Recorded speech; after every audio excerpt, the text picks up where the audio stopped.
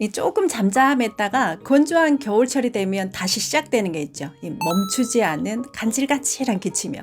이 마른 기침이라고도 하는데, 이 마른 기침이 어떤 사람에게 생기는지, 왜 생기는지 제가 조목조목 따져서 오늘 말씀드리려고 합니다. 일단 마른 기침은 이 가래 기침과는 확연히 양상이 좀 달라요. 그래서 제가 이해하기 쉽게 표로 좀 비교 정리를 해봤는데요. 이 마른 기침은 가래 기침하고 좀 다른 게 뭐냐면, 이 기침할 때 굉장히 힘들어요. 해보신 분은 알겠지만 온몸에 근육을 다 써서 기침을 하는 거죠. 그래서 기침할 때 굉장히 힘들고, 또 한 번 시작되면 발작적으로 기침이 되기 때문에 참을 수가 없어요. 이게 숨길 수가 없다는 거죠. 그리고 이 먼지나 이 차가운 공기, 그리고 향수 같은 이런 사소한 자극에 되게 쉽게 반응을 합니다. 그래서 한 번 시작하면 쉽게 멈추질 않고요. 그리고 이 여름 같은 이런 습한 계절보다는 건조한 계절에 더 심해지는 경향이 있습니다.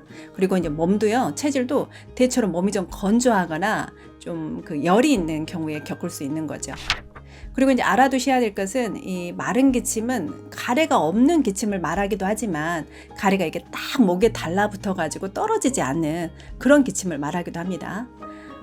게다가 올해는 유난히 비가 오지 않아서 건조했잖아요. 근데 이제 겨울이 되니까 제가 봤을 때 그 건조함이 극에 달한 것 같아요. 이렇게 추워지고 이제 날이 건조한 겨울철이 계속 되면 이 마른 기침은 아마 더 많은 분들이 겪으실 거라고 봅니다. 그 언젠가 그 영화 대사에서도 나왔어요. 그 10월에란 영화였던 것 같은데, 전지현 씨가 한 대사가 기억이 나는데, 그 세상에는 숨길 수 없는 것이 세 가지가 있는데, 그것은 사랑, 그리고 가난, 그리고 기침이라고 했었어요. 여기서 이제 기침은 마른 기침을 말하는 걸 거예요.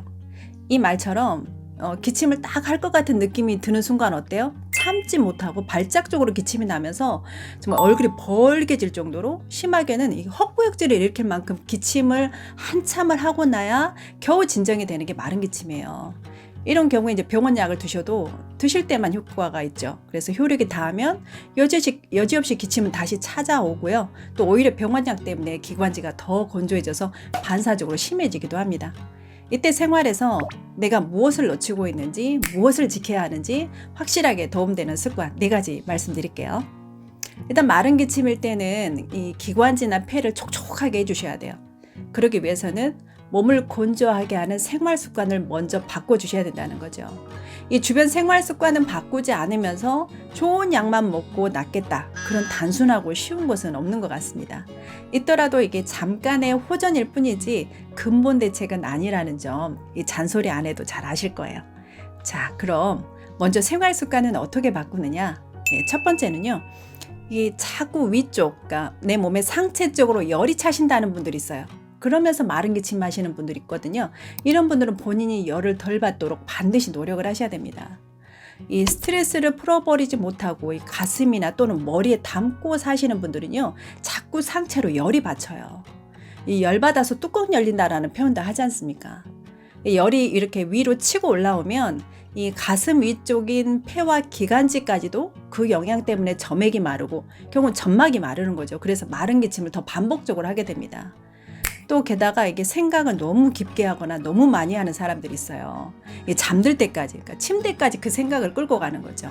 침대에서 걱정하고 또 막 화냈다가 또 곱씹어보고, 그러다 보면 이 졸린다 이렇게 싶었던 잠이 어느 순간 가슴이 막 두근두근 거리면서 이렇게 잠이 확 깨버리는 경험 하지 않으셨나요? 열은 가볍기 때문에 자꾸 위로 이동하는 성질이 있습니다. 우리가 만약에 근데 반대로 네 발로 기어다닌 짐승이었다면, 그래서 이제 딱히 머리나 가슴이 위쪽에 위치하지 않고 이렇게 수평적인 위치였다면, 그랬다면 이게 열이 상체로 쏠리는 것도 없고요. 그래서 기관지나 폐가 마를 일은 없었을 거예요. 하지만 우리가 어때요? 직립보행을 하는 인간이잖아요. 이렇게 서 있잖아요. 그래서 가벼운 성질을 가진 열은 위로 올라가고요, 무거운 성질을 가진 물은 아래로 내려갈 수밖에 없는 거예요. 본래 건강하기 위해서는 우리 어때야 돼요? 머리 쪽은 차야 되고 손발, 이렇게 발은 따뜻해야 되잖아요. 그런데 우리는 그것을 역행해서 살고 있다는 거죠. 머리는 뜨겁고 발은 차고, 이렇게 반대로 살고 있다는 거예요. 그래서 이렇게 자꾸 반복됐을 때 우리는 이런 경우를 교감신경 과잉항진 상태라고 합니다. 이 교감신경이 과잉항진이 되면 이 기관지가 확장은 되지만 점액은 분비되지 않아서 바짝 말라요. 그래서 건조해진다는 거 꼭 아셔야 돼요. 그래서 여기서 조금만 더 진행이 되면 기관지 천식이 되는 겁니다. 제가 예전에요, 이 마른 기침으로 정말 고생했던 적이 있어요. 이게 겨울철만 되면 약국에서 환자들하고 대화가 안 될 정도로 심했던 적이 있었거든요. 말만 하려고 하면 기침이 나오는 거예요. 물론 이게 겨울철에 그 난방 때문에 하루 종일 이렇게 돌아가는 그 페니터도 원인은 되었고요. 그리고 제가 조금만 피곤한 기색만 느껴져도 이 밤에 기침 때문에 깊은 잠을 못 자는 거예요. 그래서 같이 자는 남편한테 미안해서 잠을 따로 자자고 했었어요. 이게 제가 너무 기침 소리가 크니까 시끄러워서 잠을 못 자는 거예요. 생각해보면 그때가 아이들도 많이 어렸고요. 또 애들 키우면서 또 동시에 밤늦게까지 약국을 하면서 가장 스트레스도 많고 힘들지 않았나 싶어요. 그런데 그때 어느 순간 마른 기침이 시작된 거죠. 과로와 스트레스로 인해서 발생한 열이 저는 원인이었다라고 생각을 합니다. 그래서 저희는 항상 일상에서 이 생각을 의도적으로라도 단순하게 정말 가볍게 바라보려고 노력하셔야 된다라고 저는 생각을 해요. 이 자율신경의 균형을 맞추는 노력을 하셔야 된다라는 거죠. 과잉으로 항진된 교감신경은 내려주고 그 억제된 위축된 부교감신경은 좀 올려주는 그런 노력을 하셔야 된다라는 거예요. 그래야 기관지나 폐가 마르지 않을 뿐 아니라 이 상체에 위치한 뇌가 마르지 않고 눈이 마르지 않고 입안이 마르지 않고 갑상선이 마르지 않아요. 물론 더불어서 우리는 진액을 생성시켜주는 작업을 해야 돼요. 이 진액이라는 것은 우리 몸에서 유지되는 모든 체액이라고 보시면 됩니다. 여기서 이제 제가 말하는 진액은 이제 점액이 되겠죠. 기관지나 폐에 있는 이 점액이 되는데 이 진액을 생성하게 해주면서 이 동시에 올라온 열이 그게 진짜 열이든 가짜 열이든 간에 열을 중화시킬 수 있는 약이나 식품도 보충을 해야 될 거예요. 그 내용에 대해서는 이 다음 영상에서 그 내용 다룰 예정입니다. 그리고 이제 두 번째는요, 우리가 물을 정말 충분히 아주 충분히 따뜻하게 드셔야 된다라는 거예요. 자기 체중의 대략 4% 내외입니다. 그러니까 50kg 정도 체중이면 2리터 내외가 될 것 같아요. 물은 이렇게 국이나 뭐 주스도 포함되니까 그 2리터라는 양에 너무 놀라지 않으셔도 됩니다.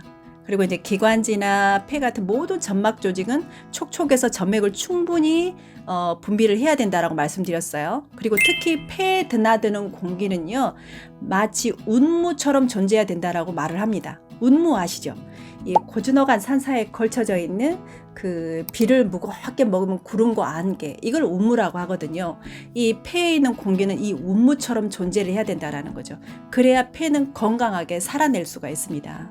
그러려면 가장 기본적인 수분의 보충에 우리는 진심이어야 합니다. 그리고 이제 세 번째는요, 이 마른 기침으로 고생하시는 분들이 그나마 코로나 때문에 혜택을 본 게 딱 한 가지 있어요. 그게 뭐냐면 바로 이제 상시 착용해야 했던 마스크예요. 이 마스크는 호흡에서 배출되는 수분 있죠. 이 호흡할 때마다 배출되는 수분을 마스크 안에 이제 가둬두기도 했고요. 또 외기, 즉 찬 공기나 먼지 등을 1차적으로 필터링 해주는 역할을 할 수 있어서 외부에 불필요한 사소한 자극을 줄이는데 아주 좋은 선택이 됐었던 거죠.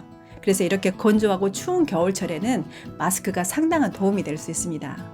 그리고 네 번째는요, 아이스 아메리카노 끊으셔야 됩니다. 그리고 술도 많이 절제하셔야 됩니다. 걸피다면 제가 커피나 술을 걸고 넘어져서 이런 기호음료 즐겨 하신 분들한테는 좀 미안한 마음도 듭니다. 하지만 하루 한 잔 정도의 따끈한 커피는 괜찮아요. 커피를 아예 끊으시라는 건 아니고 최소한 아이스 아메리카노는 끊으시라는 거죠. 이 커피와 술은 이뇨작용이 있다는 것은 잘 아실 텐데요. 가뜩이나 건조해진 점막을 더 말릴 수 있는 음료가 커피와 술이다라는 거예요. 게다가 이 아이스 아메리카노는요, 이 찬 온도 때문에 기관지에 불필요한 강한 자극을 줘서 발작적인 기침을 유발할 수 있고요. 게다가 이뇨작용까지 있다니까 점막을 더욱 말릴 수밖에 없는 거예요. 또 하나는 이 술과 커피는 역류성 식도염의 원인이기도 합니다. 이 위산의 역류가 마른 기침의 그 원인이라는 것을 알고 계신 분들 많으실 텐데, 그러니까 뭐 기침이 너무 심해서 감기인 줄 알고 이비인후과를 방문했는데 웬 뜬금없이 역류성 식도염 약을 처방을 하시는 거예요. 그래서 이런 경우에는 가슴 통증이 있으면서 더불어 기침을 한다고 하면 10중 8구 이비인후과 병원에서 역류성 식도염 약을 처방할 확률이 매우 높습니다. 자, 이렇게 제가 4가지 말씀드렸어요. 마른 기침이 왜 생길 수밖에 없는지 말씀드렸고요. 다음 영상에서는 어떤 것을 먹어야 도움이 되는지 말씀드릴게요. 네, 기대해 주세요. 그리고 오늘 내용이 좋으셨다면 좋아요와 구독 버튼 부탁드립니다. 감사합니다.